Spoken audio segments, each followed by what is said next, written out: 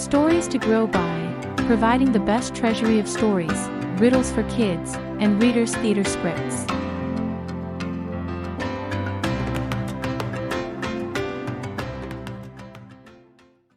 Part 1. The Woodcutter and His Wife. Once upon a time, a brother and sister named Hansel and Gretel lived in a hut in the woods with their father, a poor woodcutter. Their mother had died when the children were very young, and after a number of years their father remarried. As soon as that new stepmother moved in, she made life very hard for the children. Hansel and Gretel were not allowed to eat until after the stepmother had eaten everything she wanted off the plates. Most of the time, only scraps were left. Each day, the children had to work long and hard to finish the chores. Hansel and Gretel tried to tell their father about their hard situation, but he would hear none of it.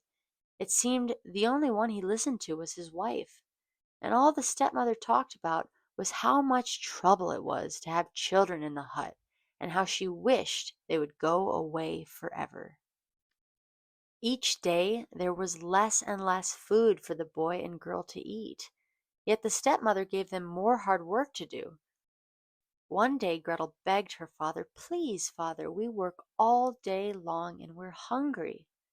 But the stepmother slapped her face. "You ungrateful brats," she yelled. "You eat us out of house and home." That night the two children were not allowed to sleep in the hut at all. Instead, they had to sleep outside in the cold. They shivered and tried to keep each other warm as best they could. Winter was coming, and the clothes they wore were so thin it felt as if they had no clothes at all. The next morning, when the sun rose, Gretel turned to her little brother. "Hansel," she said, "we cannot stay here any more. We must escape today. There has to be more to eat in the woods than what they give us at home." "What if we get lost?" said Hansel. "How could we get back?" "I will take bread with us," said Gretel, "and leave crumbs of bread behind us. If we have to come back, all we need to do is follow the crumbs back home." And so the two of them escaped from the house into the woods and left behind their hard life. Part 2. Into the Woods. They went deeper and deeper into the woods. Gretel was careful to drop one crumb behind her and then another, just as she said she would do. Alas, they looked for something to eat in the woods, an apple tree, pear tree, some nuts on the ground, even dried up berries. But there was no food to be found. The trees and bushes were all past the time when they bore fruit. The poor children were hungrier than ever. At last, poor Hansel and Gretel knew if they did not return to their hut, they would surely starve. All they needed to do was follow the breadcrumbs that would lead them home. Yet when they looked for the trail of breadcrumbs, there was nothing to be found. The breadcrumb trail was no more. A bird whooshed up into the air, and in its beak was a large breadcrumb. Hansel and Gretel were struck with grief. The birds must have swooped down and stolen away all of the breadcrumbs. The sun was setting. A wolf howled in the distance. Hansel and Gretel knew that they were lost and hungry. Now they were scared too. "Gretel," whispered Hansel in fear, "what will we do?" She did not know what to say. All she could do was hug her little brother. Every minute it was getting darker and darker. Again a wolf howled in the distance. All of a sudden, Gretel saw a small light shining from far away. It must mean someone was living there in the woods. "Look!" cried Gretel. "I bet whoever lives there will be kind and take us in." The two children sped as fast as they could to the light in the distance.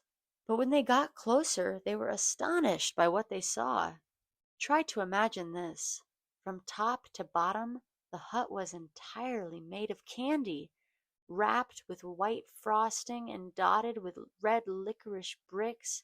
The hut was decorated all around the edges with large, hard candies and a gingerbread roof. What a sight to see! Before Gretel could say, "I bet it will be okay if we just have a little taste," both of them were nibbling bits and then chunks of frosting and candy. Part 3. The Old Witch. "Who is nibbling on my house?" a sharp voice called out. Hansel and Gretel spun around. A green old witch stared at them, frowning. Stunned, Gretel could only curtsy. "If you please, ma'am," she said as sweetly as she could. "There was so much candy on your house, and we are so hungry." "You got that right. It's my house," snapped the witch. Her voice dropped. "Well then," she said in a gentler tone, "come inside. I'll get something for you to eat." Hansel and Gretel looked at each other. It looked like this was going to work out fine after all. They would be warm, fed, and safe. What more could they want? They skipped into the witch's hut. The witch gave them a fine meal of soup and bread. As they licked their spoons and swallowed the last crust of bread, they looked around. Then what the brother and sister saw turned their hearts cold. Piles of bones in the corners. Yet the two children were very tired, so tired that they tried not to think about any of this. Instead, they quickly fell asleep. Part 4. Locked in a Cage. When he awoke the next morning, Hansel found himself locked in a cage.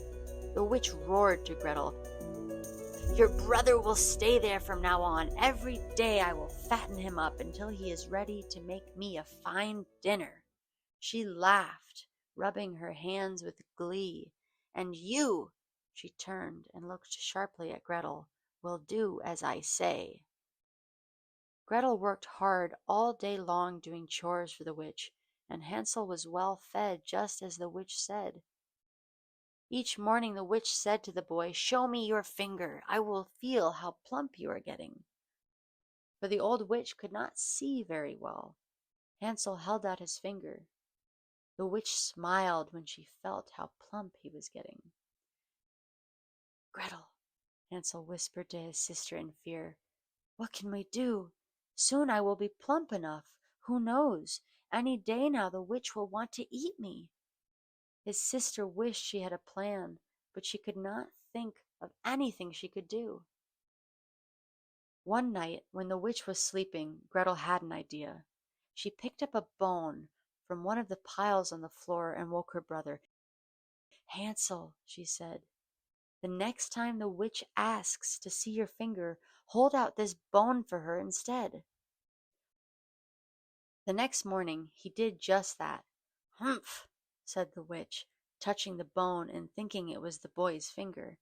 "This is going to take longer than I thought." "At least we have more time," Gretel thought, but still she could not think of any way they could escape. Each morning when the witch said, "Show me your finger," Hansel held out the thin bone. One day the witch yelled, "I will not wait another day. The boy will be my dinner tonight, no matter how skinny he is." The witch ordered Gretel to start the fire in the oven at once. Gretel worked as slowly as she could. Why was the witch looking at her with such a sly smile? "Be a dear," said the witch with a slow grin. "Go inside the oven, won't you? Tell me if it's hot enough." Gretel's heart skipped a beat. If she did that, the witch could push her inside and she would eat them both. But that gave her an idea. Gretel looked down. "I am not sure how to tell if the fire is hot enough." "Nonsense," said the witch. "Nothing could be easier. Just go in." Said Gretel slowly. "Please show me first." "Stupid girl," snapped the witch. Mumbling and grumbling, she stepped inside the oven. The moment the witch was inside, Gretel quickly slammed the door. "Gretel!" Hansel cried out. "You saved us." The sister tried to think fast. "Where is that key to your cage?" She looked and looked. At last she found it below a heavy barrel. She freed her brother from the cage. How they hugged and laughed! Then she went back to that barrel. Why was it so heavy? And that is when she found out why. The barrel was filled with precious jewels. Their pockets filled with jewels, Hansel and Gretel ran out of the witch's hut as fast as they could. Part 5. Reunited. They soon found a small path and followed it. The small path led to a wider path, and the wider path led to a road. They waited by the side of the road, hoping someone would ride by. A horseman trotted up, and Hansel and Gretel waved their hands. When he stopped, the children offered one of the small jewels. The horseman was happy to give them a ride home. When the brother and sister opened the door to their home, their father was wild with joy to see them.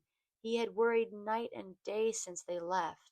They also learned that their stepmother had died. She would never trouble them again. Hansel and Gretel could once again live happily with their father in the hut in the woods. And so the three of them lived in joy for many years to come.